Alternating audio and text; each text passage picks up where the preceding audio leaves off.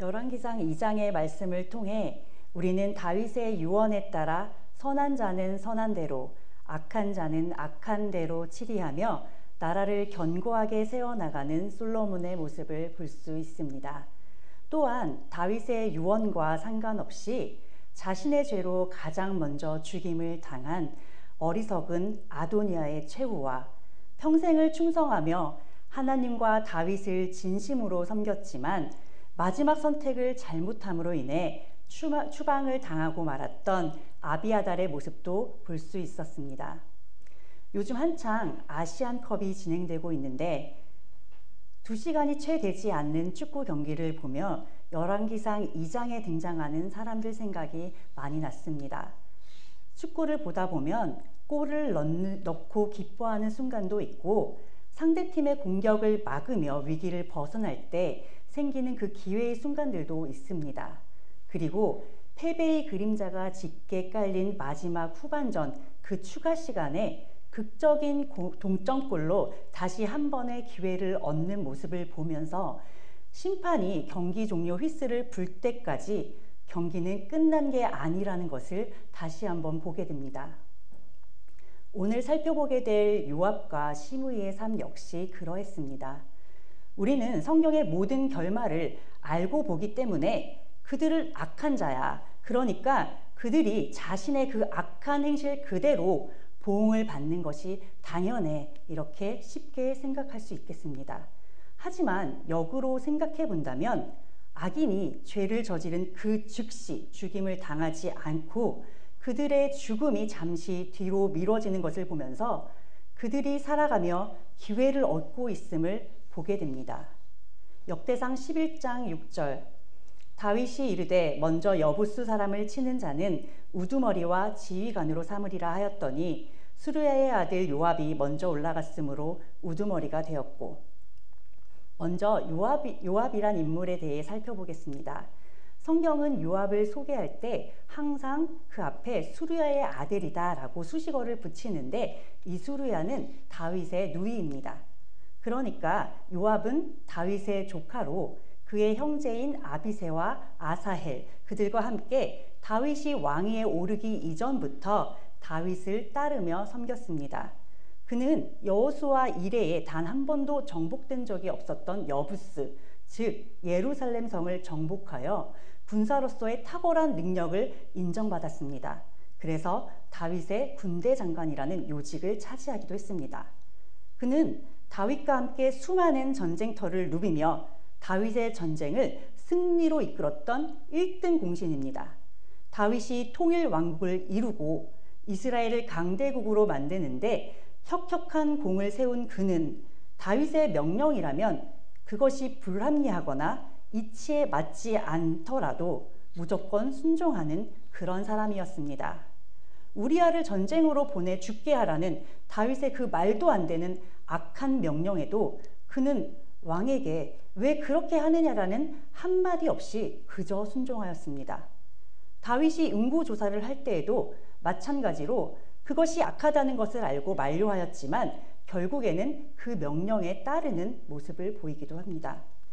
특히 사무엘하 13장 26절에서 31절에 나오는 랍바성의 그 점령 장면을 보면 자신이 먼저 입성하게 되면 그 성을 자기가 점령했다고 사람들이 칭송할까 봐 그것이 싫어서 그 다윗이 먼저 입성하게 해서 열방에 다윗의 이름이 높아지게 하는 겸손한 모습을 보이기도 했습니다. 이는 다윗을 진심으로 섬기는 요압의 마음을 알 수 있는 대목으로 그는 다윗을 돋보이게 하는 이인자의 역할을 톡톡히 해낸 사람입니다. 다윗을 향한 이런 요압의 헌신을 보면 충신도 이런 충신이 없습니다. 그는 다윗의 곁을 지키며 다윗의 마음을 잘 살폈고 다윗의 나라가 강성할 수 있도록 도왔습니다. 40년이 넘는 긴 세월을 다윗의 곁에서 한결같이 섬기며 오래도록 참으며 수고한 것입니다. 그가 40년이 넘는 긴 세월 동안 이토록 충성했음에도 불구하고 다윗이 유언을 통해 솔로몬에게 그를 죽이라고 그런 부탁을 하는 것이 잘 이해가 되지 않을 수 있습니다. 사무엘하 3장 39절, 내가 기름 부음을 받은 왕이 되었으나 오늘 약하여서 수르야의 아들인 이 사람들을 제어하기가 너무 어려우니 여호와는 악행한 자에게 그 악한 대로 갚으실지로다 하니라. 다윗 자신이 비록 왕이지만 요압의 악한 행동을 막을 수 없다고 하나님께 한탄하듯 기도하는 이 다윗의 모습을 보면 당시 요압과 그 형제들을 보는 다윗의 마음을 엿볼 수 있습니다. 요압은 다윗 다음으로 2인자의 자리를 지켰지만 한 번도 왕의 자리를 탐하는 그런 욕심을 갖지 않았습니다. 그래서 다윗이 왕권을 강하게 세우는데 도움이 되었어요. 그러나 그가 이토록 충성했던 것은 오직 하나, 2인자라는 그 자신의 자리를 지키기 위해서였기 때문에 그는 집착에 가까운 변하지 않는 욕심을 가지고 있었습니다. 그래서 다윗이 이스라엘을 다스리는 그 과정 속에서 많은 결림돌이 되기도 했습니다. 무엇보다 그는 다윗의 뜻과 명령에 반하여 전장이 아닌 그런 평화적인 상황 속에서 고의적인 살인을 저지르기도 했습니다. 그가 죽인 사람은 사울의 군대 장관이었던 아브넬과 왕자 압살롬, 그리고 압살롬의 군대 장관이었던 아마사, 이 세 사람이었습니다. 아브넬은 요압과의 전쟁에서 패한 적이 있는데 이 전쟁에서 요압의 막내 동생인 아사헬이 아브넬의 손에 죽임을 당하였습니다. 이후 아브넬은 다윗과 평화조약을 맺고 자신의 영향력 아래 있던 이스라엘을 다윗에게 복속시키겠다는 약조를 하게 됩니다. 무고한 백성들이 죽는 그런 전쟁을 치르지 않고도 통일 왕국을 이룰 수 있는 그런 기회를 다윗이 지금 받게 된 것입니다. 그래서 다윗은 아브넬에게 군대 장관의 자리를 약속하였습니다. 그런데 이 소식을 들은 요압은 평안히 돌아가는 아브넬을 쫓아가 그를 죽였는데 이것은 동생 아사헬을 죽인 원수를 갚기 위함과 동시에 자신의 2인자 자리를 지키기 위함이었습니다. 이런 요압의 이기적인 선택과 행동으로 다윗은 자신이 짓지도 않은 그 죄를 해명해야 하는 그런 상황을 맞이하게 됩니다. 이에 다윗은 자신이 기름 부음을 받은 그런 왕임에도 불구하고 아직 약하여서 요압의 악행을 제어할 수 없다고 한탄한 것입니다. 사무엘하 18장 5절 왕이 요압과 아비새와 이때에게 명령하여 이르되 나를 위하여 젊은 압살롬을 너그러이 대우하라 하니 왕이 압살롬을 위하여 모든 군 지휘관에게 명령할 때에 백성들이 다 들으니라. 압살롬은 비록 반역을 저지른 죄인입니다. 그럼에도 불구하고 그는 다윗의 아들입니다. 다윗이 압살롬을 살려달라고 하는 이 명령에는, 그 명령하는 마음에는 물론 아들을 사랑하는 그 아버지의 마음도 담겨져 있을 것입니다. 그러나 그가 하나님의 마음과 뜻을 아는 사람임을 감안해 본다면 끊임없이 회개의 기회를 주시는 하나님의 사랑을 알기에 그렇게 행한 것으로도 볼 수 있습니다. 그리고 압살롬이 죽임을 당한 그 상황을 지켜보면 압살롬은 그 머리카락이 상수리 나무에 걸려서 몸이 공중에 매달려 있는 상태였습니다. 그렇기 때문에 그를 죽이지 않고도 다윗이 부탁한 대로 충분히 그를 생포할 수 있는 그런 상황이었습니다. 그럼에도 불구하고 요압은 다윗의 큰 뜻을 헤아리지 못하고 자신의 자리를 위협하는 그 어떤 세력도 용납하지 못하는 이기적인 마음으로 다윗의 명령을 거역하면서까지 저항할 힘이 없는 압살롬을 죽이는 선택을 하였습니다. 다윗의 왕권을 위협하는 행동은 곧 자신이 가지고 있는 그 2인자의 자리를 위태롭게 만드는 것이기 때문에 반역을 일으켰던 압살롬을 절대 용납할 수 없는 것입니다. 사무엘하 19장 13절 너희는 또 아마사에게 이르기를 너는 내 골육이 아니냐 내가 요압을 대신하여 항상 내 앞에서 지휘관이 되지 아니하면 하나님이 내게 벌 위에 벌을 내리시기를 바라노라 하셨다 하라 하여 이후 다윗은 압살롬 사건으로 인해 분열된 왕국을 통합하고 안정시키기 위해 압살롬의 군대 장관이었던 아마사를 요압의 자리에 앉히려고 하였습니다. 아마사 역시 하지만 요압에게 살해당하고 맙니다. 아마사는 아비갈이라는 사람의 아들입니다. 그런데 그 아비갈이 또 수르야의 동생이라고 성경에 기록되어 있어요. 그러니까 아마사 역시 요압처럼 다윗의 조카이며 아마사와 요압은 서로 사촌지간이에요. 그런데 요압은 자신의 자리를 위협하는 그 어떤 세력도 용납하지 않아요. 그 걸림돌을 용납하지 않았기 때문에 아무리 아마사가 사촌이라 하더라도 거리낌 없이 그를 죽일 수 있었습니다. 이처럼 아무리 다윗에게 충성하는 요압이라 할지라도 자기의 뜻에 반하면 상대를 가리지 않고 죽이고 빼앗은 요압을 곁에 두는 것이 쉽지는 않았을 것입니다. 그러나 다윗에게는 왕권을 바로 세우고 나라를 안정시켜야 하는 왕으로서의 그 사명도 있었기 때문에 요압의 그 악함을 알고 있음에도 불구하고 그를 세울 수밖에 없었습니다. 요압은 자신이 세운 공을 통해 다윗이 높아지도록 그 자리를 양보하기까지 헌신을 했지만 한편으로는 자기 중심적인 그 생각과 욕심을 버리지 못했습니다. 그래서 자신의 권력에 걸림돌이 되는 자들을 모두 자기의 손으로 직접 처치하며 그를 세워준 다윗을 쉽게 배반하고 멸시하는 매우 악한 행위를 동시에 하는 이중적인 모습을 보인 것입니다. 요압이 가진 힘과 능력은 분명 다윗이 통일 왕국을 세우는 데 도움이 되었습니다. 그가 다윗에게 헌신한 마음은 맹목적일 정도였지만 중심을 보는 하나님 앞에서 그는 그저 악한 자일 뿐입니다. 수많은 업적에도 불구하고 결국 다윗의 마음에도 하나님의 마음에도 합한 자가 될 수 없었습니다. 이런 요압의 최후는 매우 비참했습니다. 열왕기상 2장 29절 어떤 사람이 솔로몬 왕에게 아뢰되 요압이 여호와의 장막으로 도망하여 제단 곁에 있나이다. 솔로몬이 여호야다의 아들 브나야를 보내며 이르되 너는 가서 그를 치라. 아도니아의 죽음과 아비아달의 추방 소식을 들은 요압은 그 다음이 자신의 차례임을 직감했습니다. 그리고 그는 아도니아가 여호와의 제단 뿔을 잡고 그 생명을 가까스로 연장했던 사실을 기억하고 그 역시도 제단의 뿔을 잡았습니다.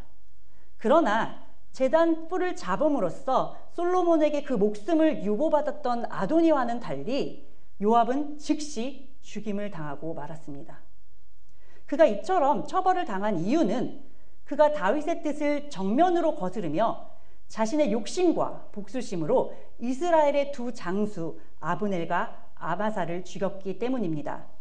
출애굽기 21장 13절에서 14절에 보면 살인자를 구제해 줄 수 있는 규례가 나오는데 오직 고의가 아닌 실수로 사람을 죽인 자는 제단을 그 도피죄로 삼을 수 있다고 나와 있습니다.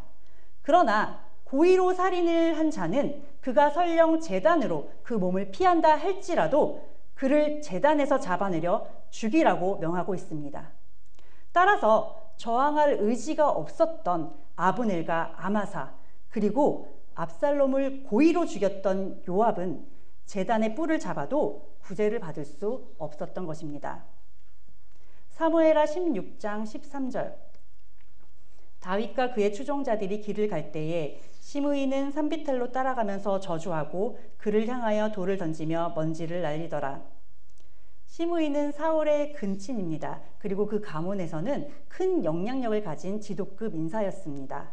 다윗이 압살롬을 피해 피난길에 올랐을 때 그가 다윗에게 퍼부은 저주가 얼마나 지독하고 심했던지 아비새는 그를 죽이겠다 하였고 다윗은 그 저주로 인해서 하나님이 자신을 불쌍히 여기시기를 바란다 말할 정도였습니다.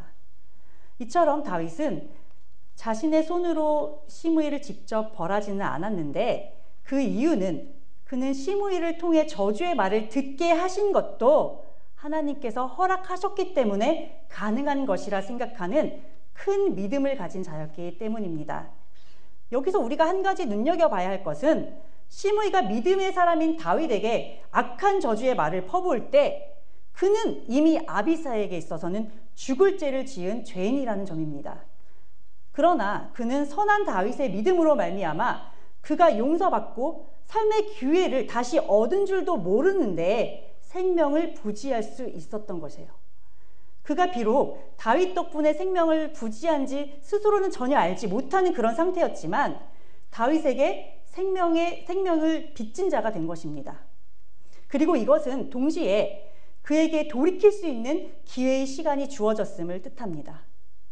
또한 여기서 시므이가 간과했던 것이 한 가지가 있었는데, 그것은 저주가 임하기 위해서는 다윗이라는 사람이 그 저주를 받을 수 있는 그릇이 있어야 됩니다. 즉 하나님 앞에 다윗이 잘못한 것이 있어야 그가 했던 저주가 다윗에게 임하는 거란 말이죠.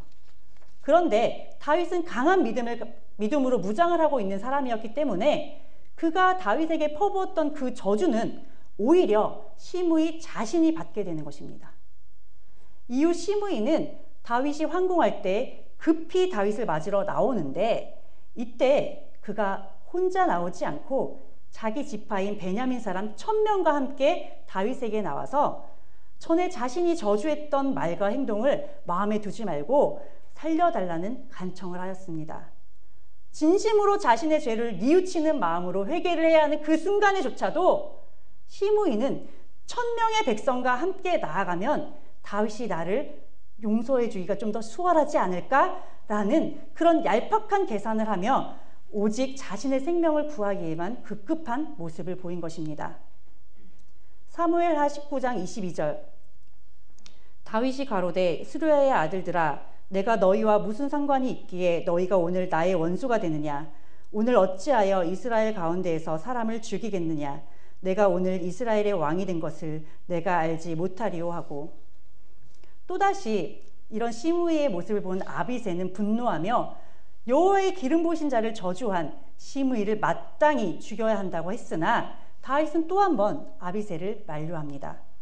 왕위를 회복하는 중요한 순간에 사울의 친족인 시므이를 죽이는 것은 나라를 또다시 분열시키는 일이기 때문에 다윗은 자신의 개인적인 감정을 초월하여 왕으로서 자신의 사명에 더 충실하였던 것입니다. 이러한 다윗의 행동을 압살롬의 반란 이후에 민심을 수습하기 위한 정치적인 행보로 보는 그런 입장도 있습니다. 그러나 우리는 영적으로 하나님을 온전히 신뢰한 다윗이었기에 할 수 있었던 행동으로 보시는 것이 훨씬 더 유익할 것입니다. 마태복음 10장 13절, 그 집이 이에 합당하면 너희 빈 평안이 거기 임할 것이요 만일 합당하지 아니하면 그 평안이 너희에게 돌아올 것이니라. 다윗이 시므이를 바로 죽이지 않고 직접 복수하지 않아도 시므이라는 사람이 그 기회를 축복으로 만들 그릇을 준비했느냐에 따라 그의 인생의 길이 정해지는 것입니다. 다윗은 하나님 앞에 자신이 할 수 있는 한 최선을 다해서 시므이를 치리한 것이고, 그는 하나님 앞에 자신을 내려놓고 하나님께 그 모든 것들을 맡겼기에 이제는 하나님께서 직접 시므이를 치리할 것입니다. 반면에 시므이의 입장에서 이 사건을 보면 또 한 번의 생명을 유지하는 기회를 얻은 것입니다. 그렇기 때문에 그는 그 자리에서 돌이켰어야 합니다. 하나님의 기름 부음 받은 자를 저주한다라는 것은 곧 하나님을 멸시하고 조롱하는 행위입니다. 이는 아비새의 말처럼 절대로 용서받을 수 없는 그런 큰 죄예요. 만약 그가 이런 자신의 죄가 얼마나 큰 것인지 깨닫고 또 남은 인생을 하나님 앞에 무릎 꿇고 진심으로 회개하고 돌이키기 위해서 기도하는 삶을 살았다면 어땠을지 참으로 안타깝습니다. 그러나 처음부터 하나님의 뜻에는 관심이 없었고 자신의 안위에만 관심이 있었던 시므이는 그가 다윗에게 퍼부었던 그 저주의 말이 자신에게 임하는 그런 안타까운 최후를 맞이하게 됩니다. 다윗은 감히 하나님이 세우신 왕을 멸시하는 죄를 지었던 그런 악한 자들조차도 자신이 직접 심판하지 않고 솔로몬에게 그들을 절대 용서하지 말라는 유언을 남겼습니다. 다윗이 힘이 없어서 요압이나 시므이와 같이 악한 자를 자기의 힘으로 심판하지 않은 것이 아닙니다. 자기가 힘이 없어서 그걸 아들에게 부탁한 것이 아니에요. 통일 왕국을 세워나가는 그 과정 속에서 굳이 불필요한 피를 흘리지 않기 위함이며, 그렇게 함으로써 악한 자들은 다시 한 번 더 기회를 얻게 되는 것입니다.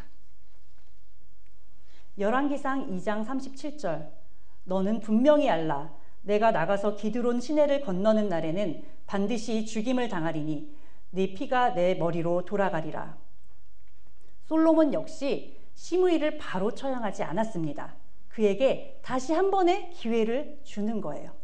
솔로몬의 영향력 아래에 있는 예루살렘이란 그 성으로 사는 곳을 한정하고 그곳을 벗어나는 즉시 죽음을 당하리라고 하였습니다.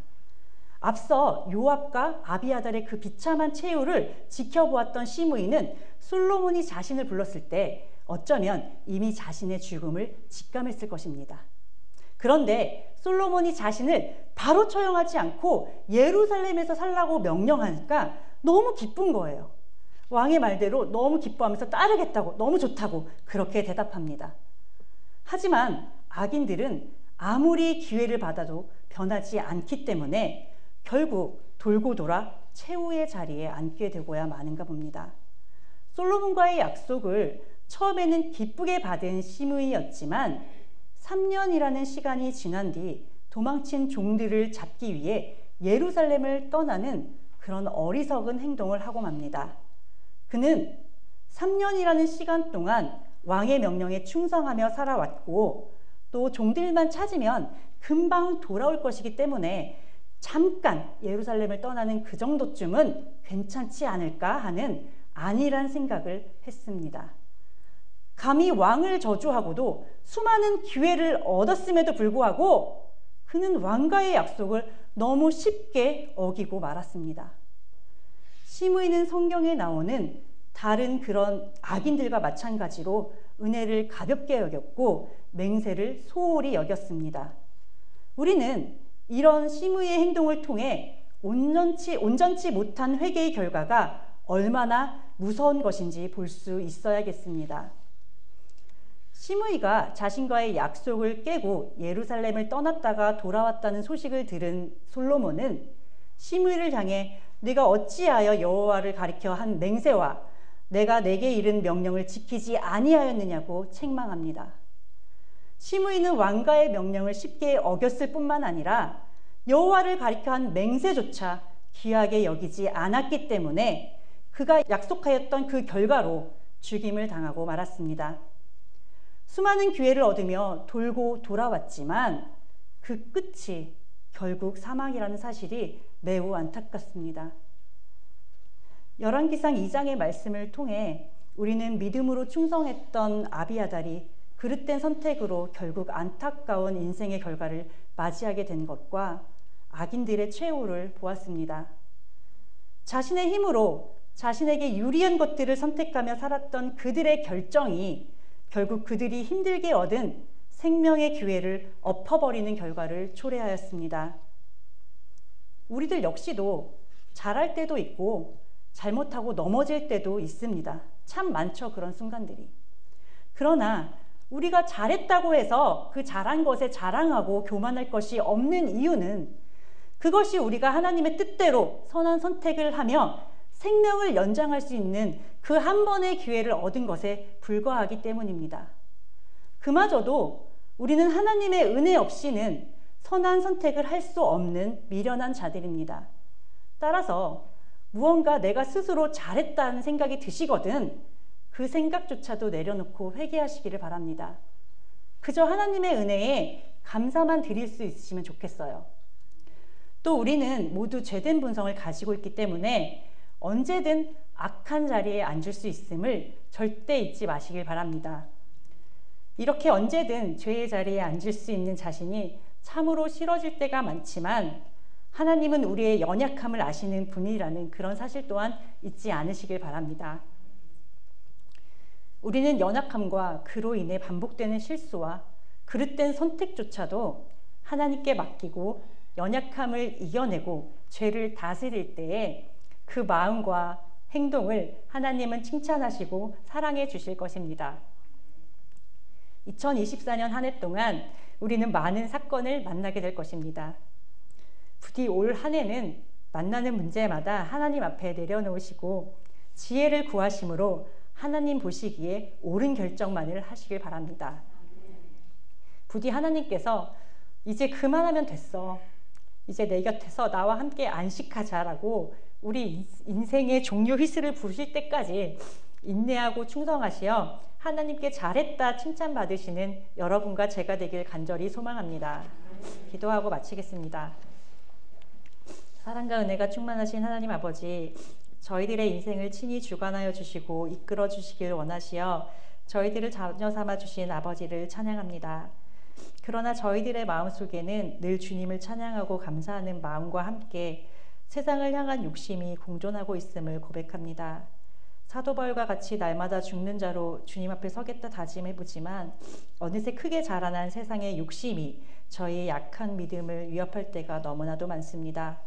주님, 저희를 불쌍히 여겨주시기를 소망합니다. 인생의 마지막에 주님 앞에 서는 날까지 근신하고 깨어서 오직 주님의 말씀 안에 순종하는 하루하루를 살아갈 수 있도록 저희들의 삶을 주관하여 주시옵소서. 말씀이 삶으로, 삶은 예배로 드리며 각자의 자리에서 선한 영향력을 끼칠 수 있는 저희 물질기교회 성도들이 되길 간절히 소망하며 예수 그리스도의 이름으로 기도드립니다. 아멘.